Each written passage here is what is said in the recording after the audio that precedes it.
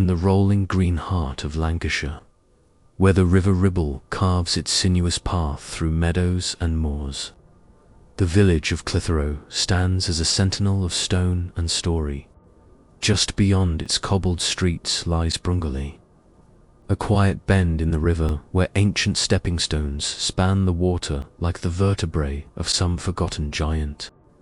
These stones, worn smooth by centuries of boots and rain, are both a lifeline and a legend, for they are said to be the domain of an evil spirit, a malevolent force that claims one soul every 7 years, dragging the unwary to a watery grave. The villagers call her Jenny Greenteeth, a sprite woven from the river's green weeds.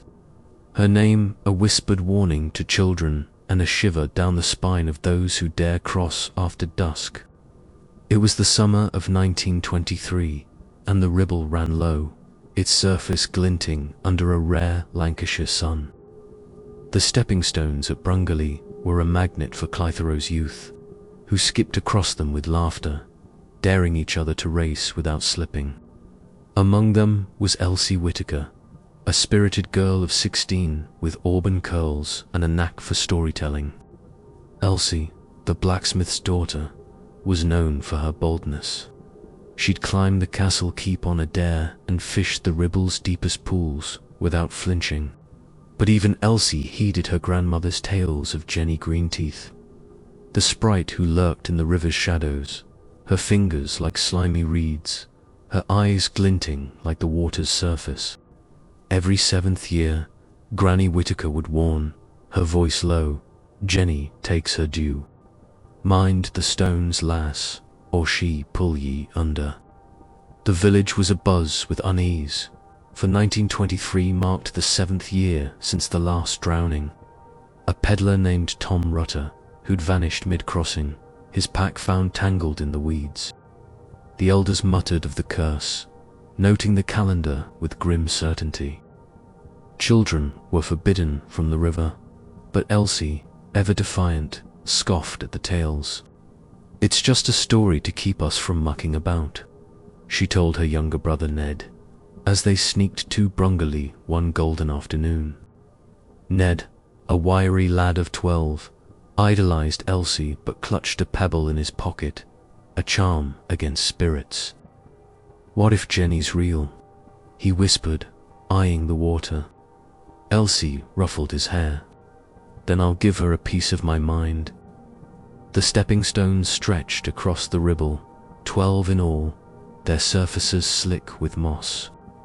The river was shallow here, barely knee-deep, but its current was swift, and patches of green weeds swayed like grasping hands.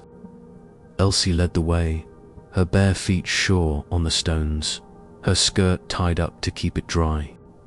Ned followed, his steps cautious, his eyes darting to the water's edge. Halfway across, Elsie paused, balancing on a stone, and pointed to a cluster of weeds. "See that, Ned? That's your Jenny Greenteeth. Nothing but river muck." She laughed, but her voice faltered as a ripple broke the surface, unprompted by wind or fish. The air grew heavy, the sunlight dimming as if a cloud had passed overhead.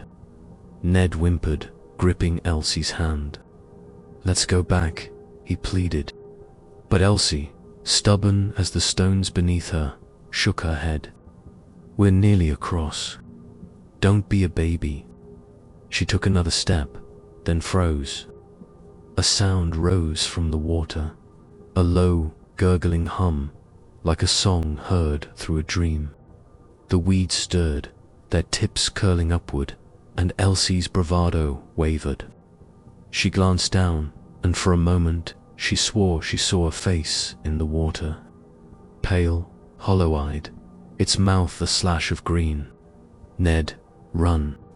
she shouted, shoving him toward the far bank. Ned scrambled, slipping but catching himself, and reached the shore. Elsie followed, her heart hammering, but as she leapt to the next stone, something cold and slick wrapped around her ankle. She screamed, flailing. and Ned turned to see her teetering, her foot caught in a mass of weeds that seemed to pulse with unnatural life. "Elsie!"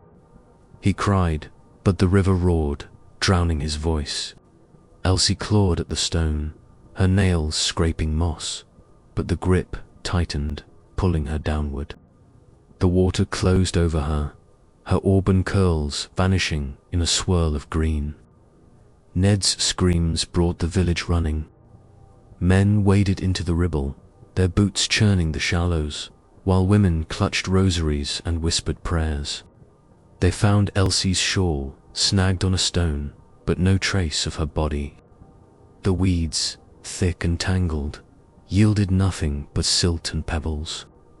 The search lasted days, then weeks, but Elsie Whittaker was gone, claimed by the river, or by Jenny Greenteeth, as the villagers believed. Ned, haunted by guilt, swore he'd seen the sprite's face, its eyes locked on Elsie as she fell. It wasn't weeds, he sobbed to his father. It was her. The tragedy sealed the legend's grip on the stepping stones were shunned, left to the river's embrace, their surfaces claimed by moss and time. Parents tightened their warnings, painting Jenny Greenteeth as a hag with weed-draped limbs, lurking in every ripple.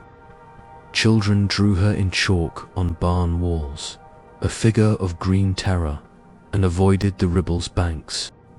Yet some, like old Granny Whittaker, saw Jenny as more than a monster, a spirit of the river itself, ancient and vengeful, punishing those who mocked her domain. "The Ribble gives, and the Ribble takes," she'd say, her eyes on the water. "Every 7 years, it demands its price." Ned grew up, a quiet man who never crossed the stones again. He carved Elsie's name into a willow by the river, a memorial the village honored with wildflowers each summer. The curse endured, with whispers of other vanishings: 1927, 1934, 1941, each tied to Brungerley stones. Skeptics blamed currents or slippery moss, but the locals knew better. The river held secrets, and Jenny Greenteeth was its keeper.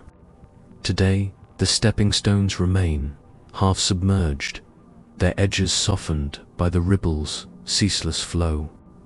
Adventurous hikers cross them, unaware of the tales.